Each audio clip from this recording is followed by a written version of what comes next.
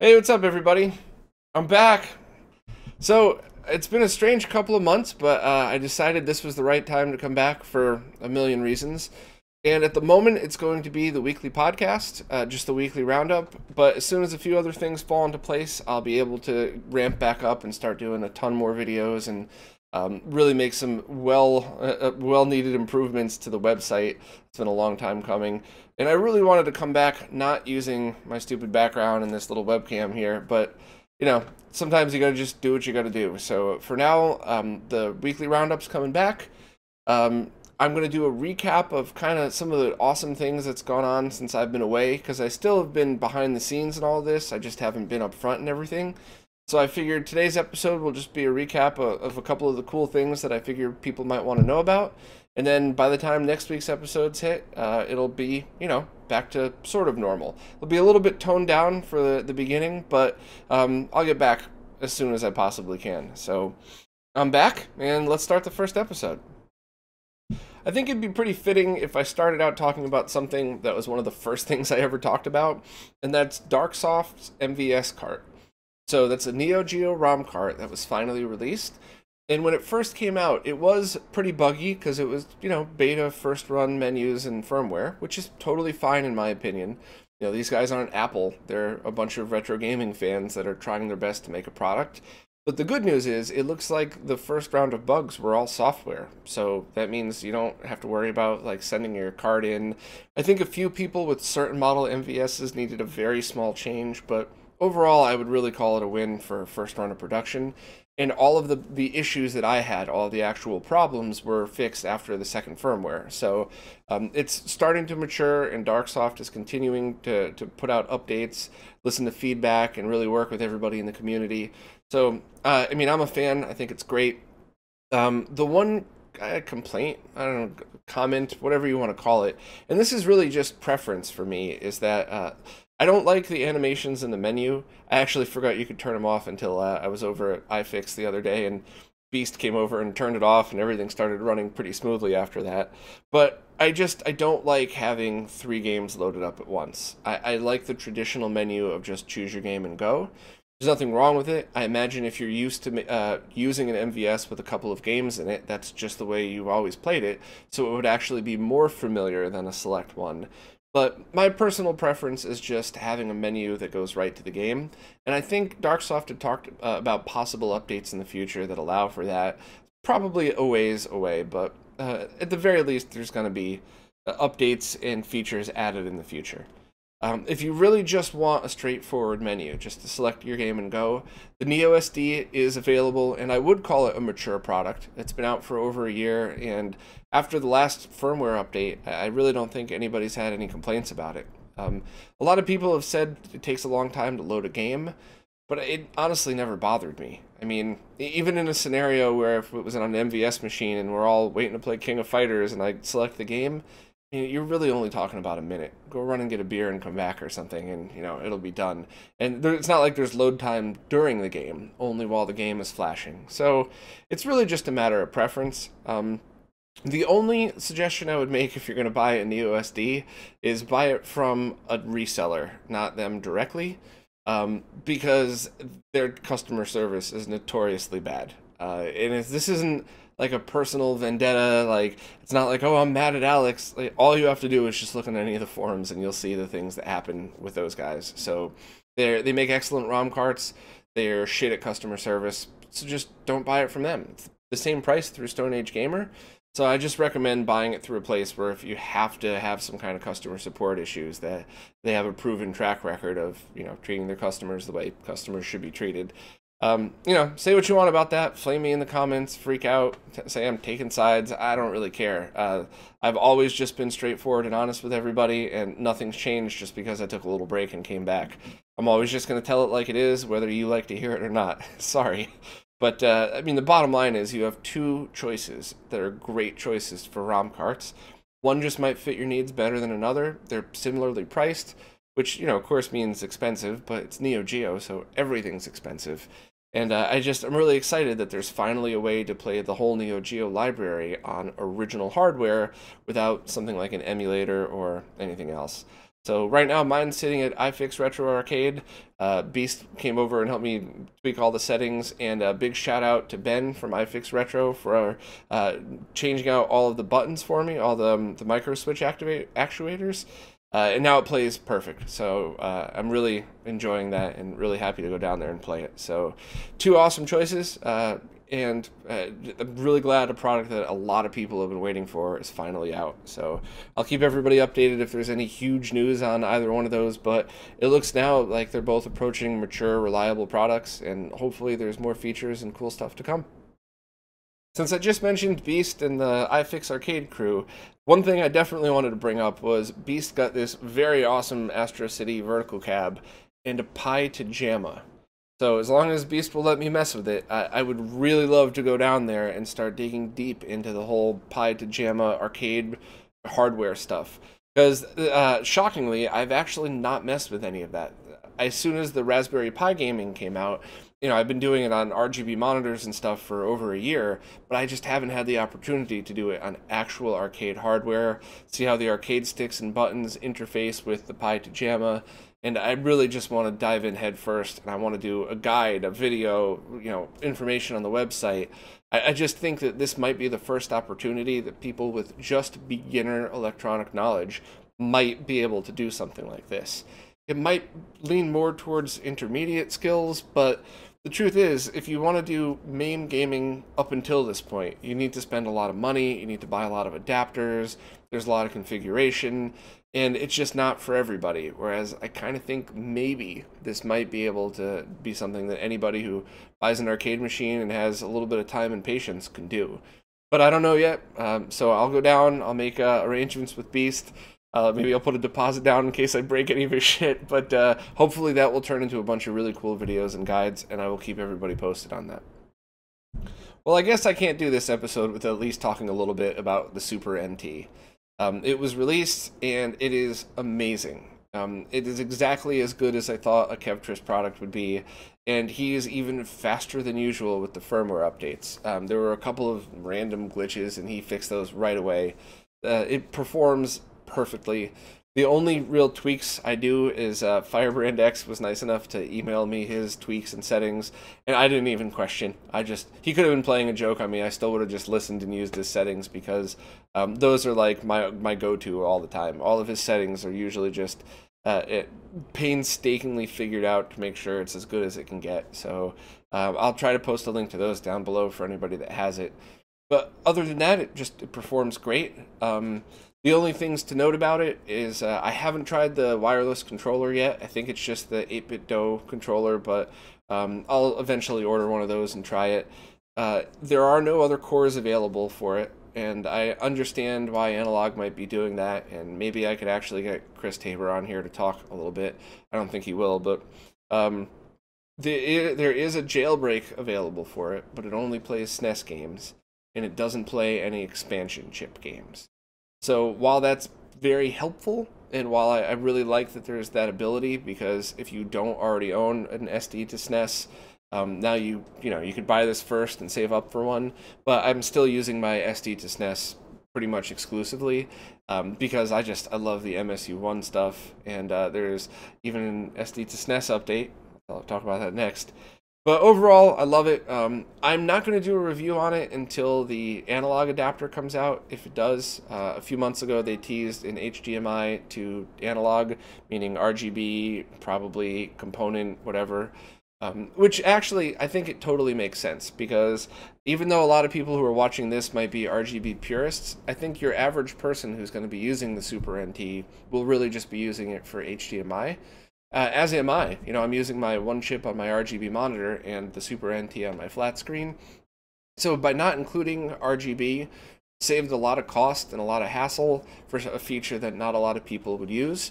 And I think everybody might agree that if you had a choice between buying an adapter separate that would end up being the same cost of just the unit if it was integrated or not, I think we all might agree that as long as the quality is the same, this is the better way to go. The only other complaint I have is the shipping scam. They list the product at like $189, but with shipping it's like $240. I mean, I really wish they just said it was $240. I think so many people I know balked at the shipping, and nobody talked about it in any of the reviews I saw. I don't get why. And the only other complaint I have, and I know this is going to make me sound like a huge douchebag, but there are so many awful SuperNT reviews. And yeah, there were the usual, like, hi, I have a YouTube channel, you know, I need an excuse to make a video, everybody look at me. I'm not talking about those. I'm talking about reputable people that I normally speak highly of. And I'm not trying to hint and talk about one person. I mean a lot of different reviewers did a shit job on this one, and I just don't understand it. I don't know if they were pressed for time and wanted to get it out on launch day rather than take their time and get it out at, you know, whenever it was done. There was one review that I thought was excellent until they spent a lot of time talking about a glitch that was a result of them using a one chip and one game that doesn't work right with one chips. It's not even the game. There's one thing in one game, and they didn't even realize that that's what they were talking about. So they were actually doing a comparison to a broken part of a broken game. I mean, you got hundreds of other games to choose from. It was really disappointing. That was almost a great review. So, like I said, I'm sure I sound like a douchebag saying it, but I just got to be honest. When I was watching those, I was kind of saying to myself, like, man, this was the right time to take a break, because I didn't want to be lumped in with all that stuff. So, I really wish there was a couple of good places I could say go for a great review, but I would just say at this point, if you really like the SNES, just buy one, because it's excellent. It works perfectly. There's more updates coming. If you know, anytime there's bugs and stuff like that, they've been fixing them. So it's a solid product I have zero complaints about, and I'm really, really happy that it's released and we could finally just appreciate all of that awesomeness on an HD TV without spending hundreds and hundreds of dollars on equipment. It's just a straightforward solution that works perfect, and I'm a huge fan of it. So I guess that's the mini review of the SuperNT for now, but I will revisit it if the analog adapter is released for it. So yeah, I guess that about sums it up. So some more pretty amazing SNES news. Programmer Red Guy has added SuperFX support to the SD to SNES, which is just amazing. He'd worked pretty hard on it. It came out, he released it privately to a few people as a buggy beta just to kind of work some of the kinks out. Then almost immediately afterwards released a pretty smooth version.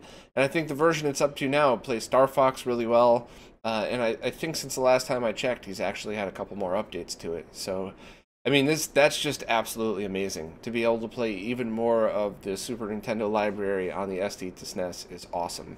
And, you know, yes, I realize there's not many good SuperFX games. Yes, there are those awesome, well, when done right, the awesome aftermarket carts that have all of them in one, you know, but you don't have to worry about, are you buying a poorly made aftermarket cart? You don't have to worry about spending extra money. It's just something right there. And if you didn't want to buy any of the other FX games, at least you could experience them now. I mean, a lot of times I use ROM carts just to see how terrible something was, which sounds silly, but sometimes it's amusing to drop 5 minutes just to see. But I would never do that if I had to go spend 30, 40 bucks on eBay. And, you know, a lot of people, I don't want to bring up the ROM cart debate again, but a lot of people always say, you know, oh, you're stealing. But the bottom line is, I buy all the games I play, and I would have never bought those games that I wouldn't play anyway, especially the terrible ones. And I would have just waited till one of my friends had it, and I would have played it over there. So, very exciting. Huge, massive thanks to Red Guy for doing this and sharing it with the community. And I just, you know, can't wait to see what happens next in the SNES world, because a lot of cool shit. While I was away, I did something that I haven't done in a long time. Played video games. And I actually, as you can imagine, have been beating it quite a bit these past few months. And there's a lot of games I played that were fun and I enjoyed. There were some terrible ones. There were some older games that I'd actually never experienced that I thought were neat.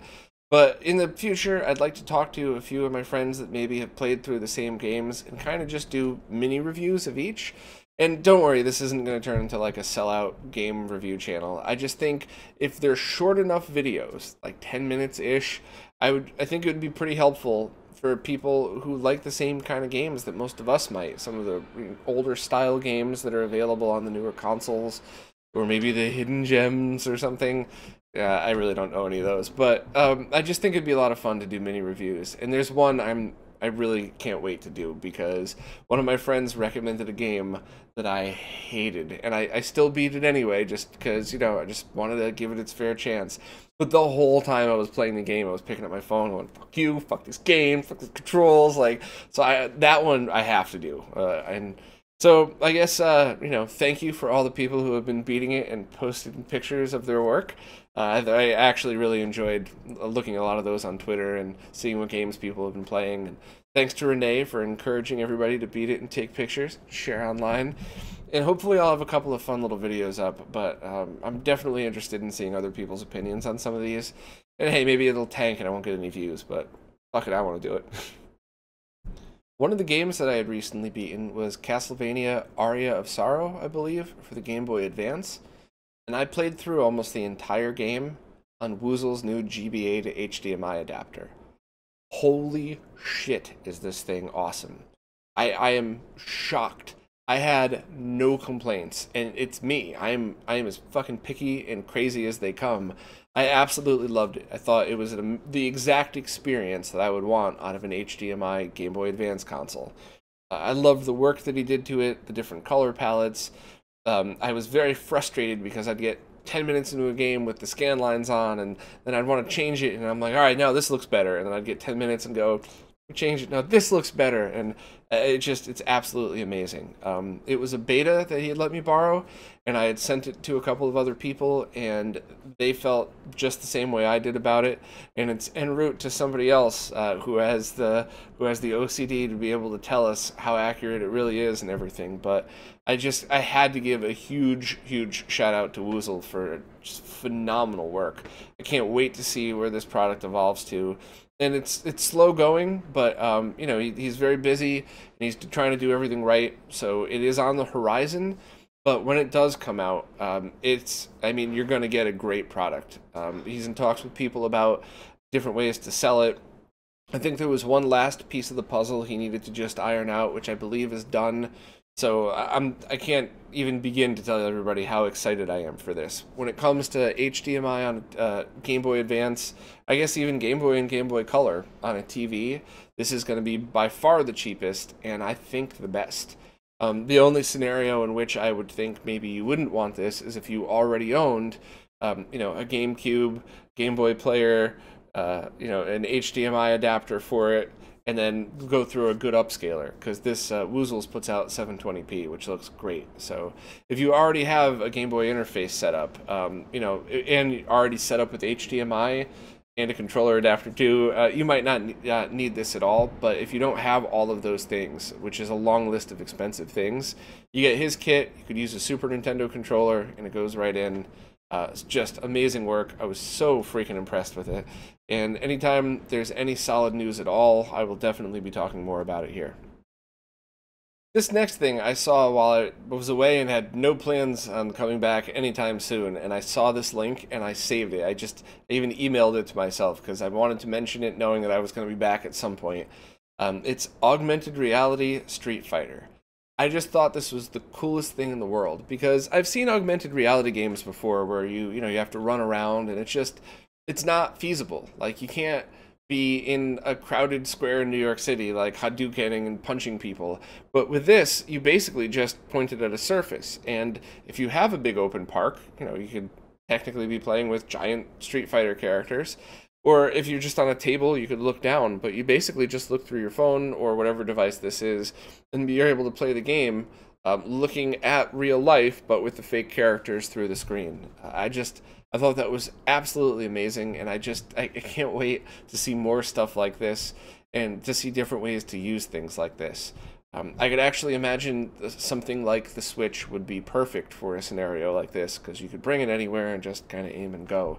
But I just thought it was amazing and really wanted to share it with everybody, and hopefully we could see a lot more things like this moving forward in the future. Next up, I finally got an oscilloscope. So it is a brand new Wriggle, and I really just opened it just to make sure I loaded up all of the patches so that it's fully functional. And then I took it out one other time just to troll Zach on the Retro Roundtable.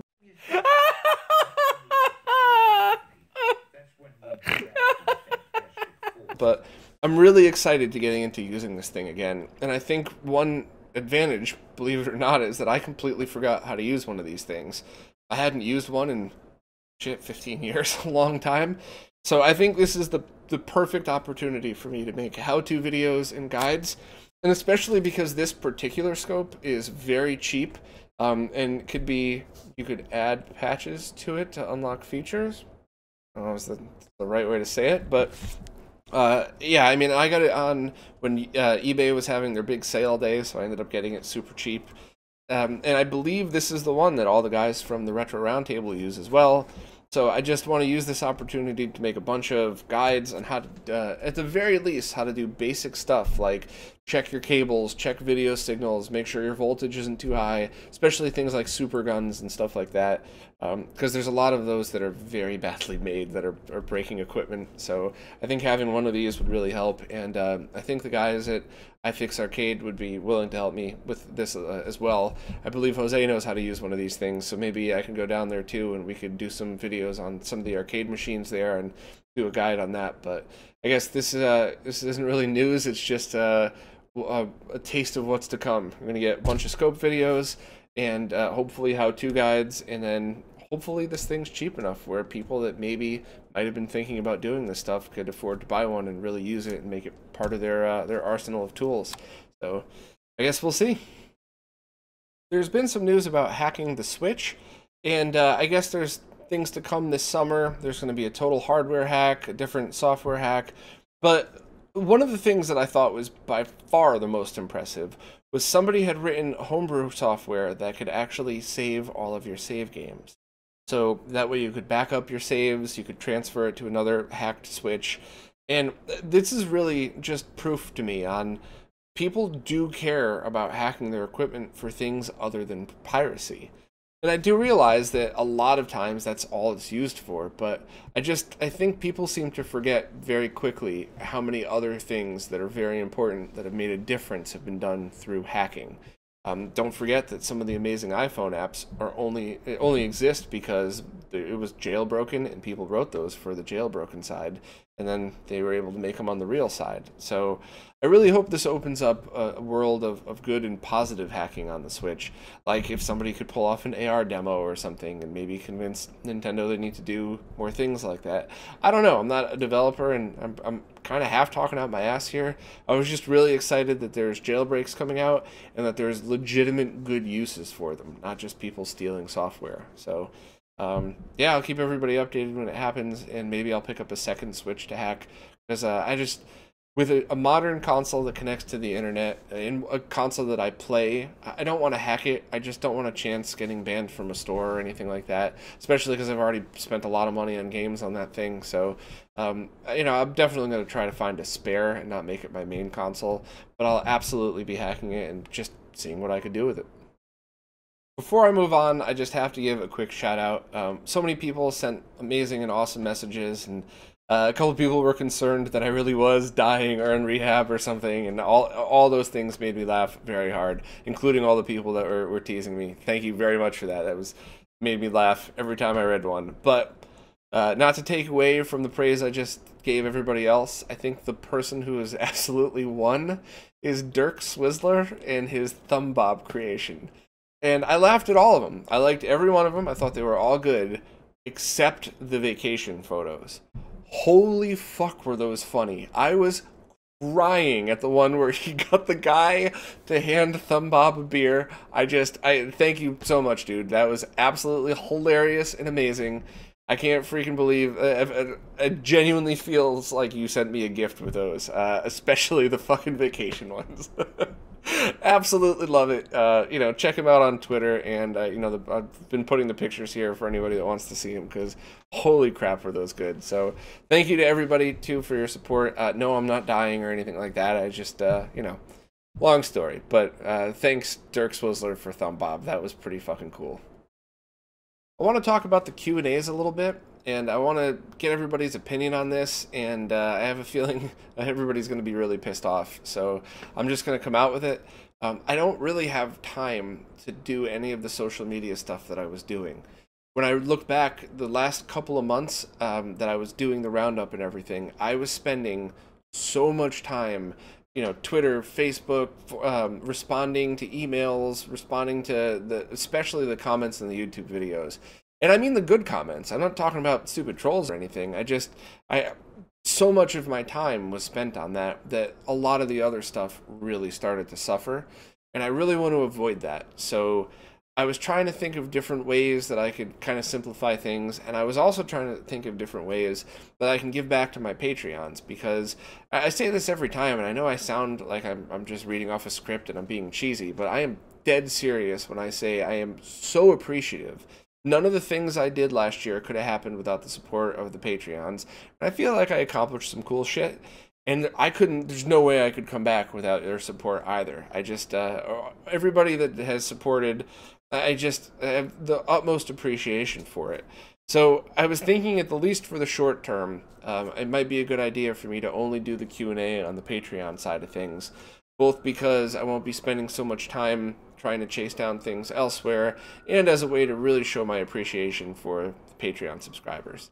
I'm sure as soon as I'm saying these words, a bunch of people listening are going, oh, fuck you, you're going to make us pay for answers to questions we don't really need the answers to. And if that's how you choose to look at it, I mean, I'm never going to be able to convince you otherwise. But, you know, my channel doesn't have a minimum, my Patreon channel, and I just, you know, I really just feel like spending time in one place might make everything better overall.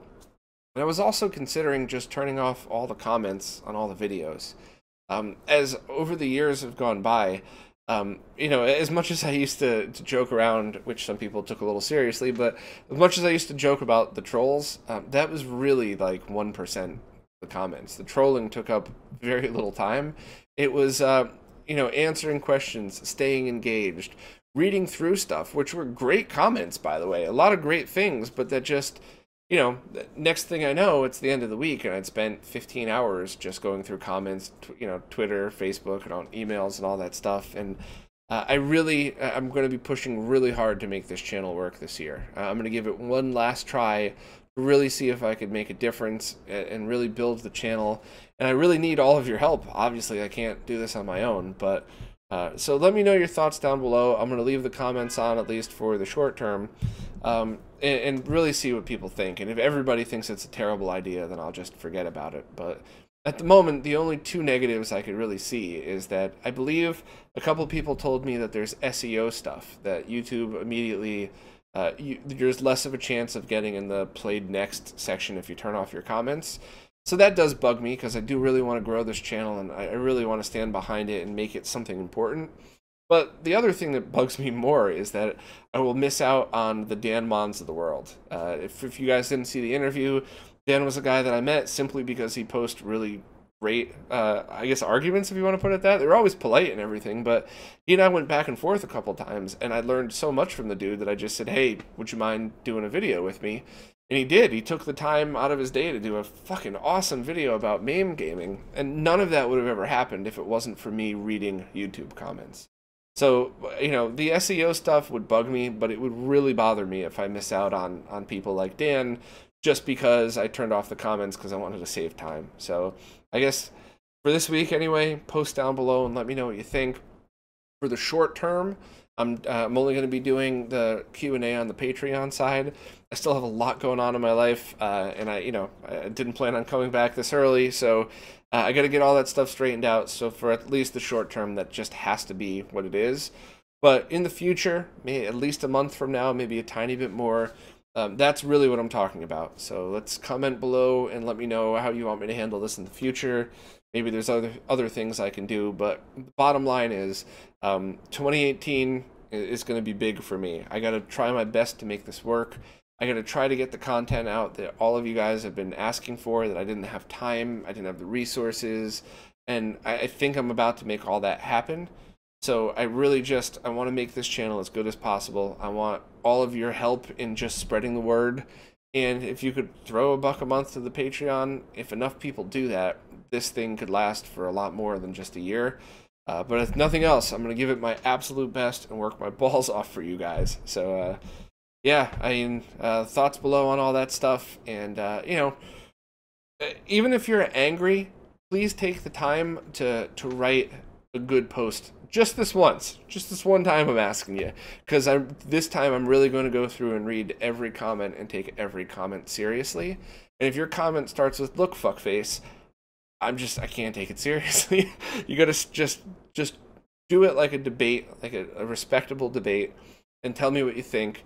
And if enough people are like, no, you gotta leave the comments on, you gotta keep engaging, that's the only way you're gonna build the channel the way you want it, it's fine. You know, give me some time and I'll go back to the Q&As on the Roundup. But if not, then Q&As will stay Patreon only, and I'll just find other stuff I can do with the community. One thing I definitely want to do, regardless of what happens, is I want to do more live streams. And I've talked to a bunch of people.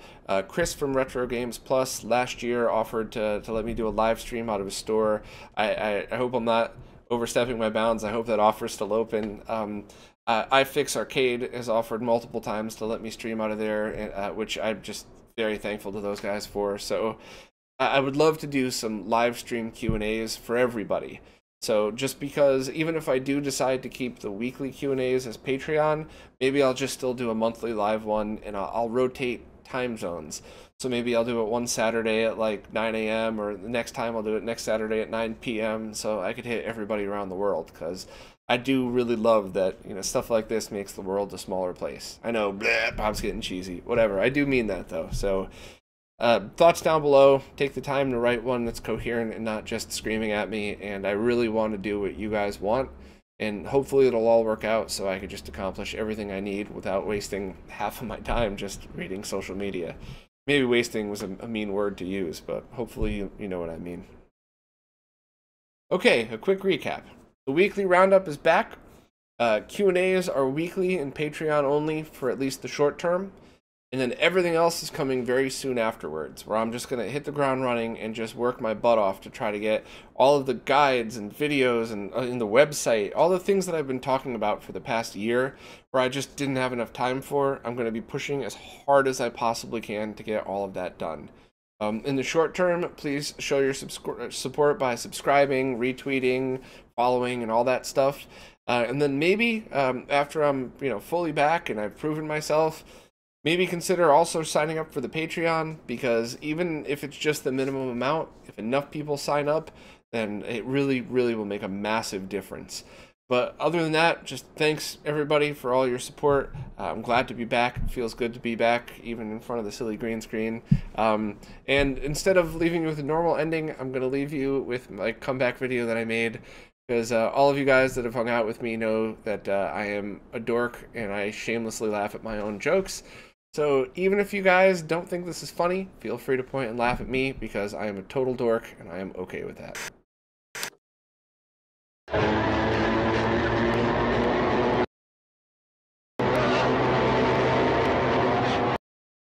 Don't call it a comeback!